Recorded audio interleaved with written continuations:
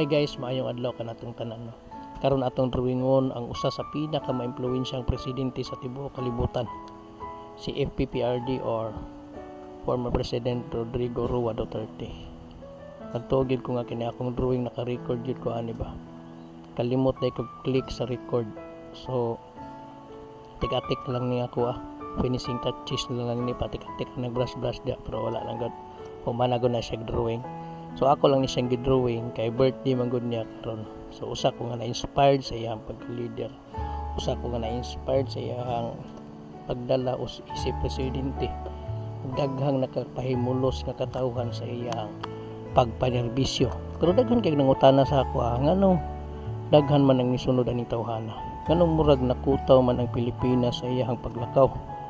Nganong murag mga bata ang ubang Pilipino murag gibiyaag ginikanan ng uban nga Pilipino sa pagkawala niya sa Pilipinas.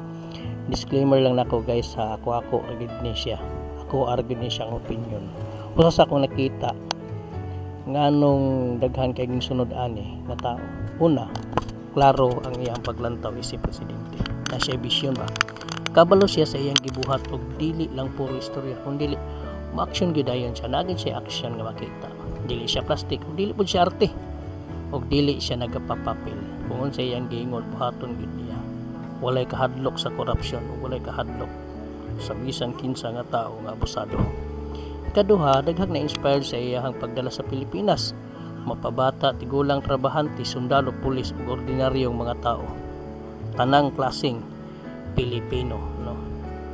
Nakapaminaw gyud sa iyang tingog. Gibati sa tao ang kausaban. Dili lang sa politika kundi sa seguridad sa panginabuhi. Ang iyang kampanya kontra droga o krimen grabe gyud. Bisan pa sa mga kritiko dako kayong epekto sa katawhan nga gusto og justisya og kalinaw. Lastly mo niya ko nakita, he was a leader like a father. Dili lang siya presidente kundi muro siya gamahan sa nasod. Naghatag siya paglaom kasiguruhan og seguridad. Iyang gisiguro nga ang Pilipinas nasa mayong dalan. Dili po siya mahadlok o patigbabaw sa iyang interes sa Pilipino batok sa mga abusadong negosyante, politiko ug bisan pa man sa mga langyaw nga gusto makapahimulo sa atong nasod.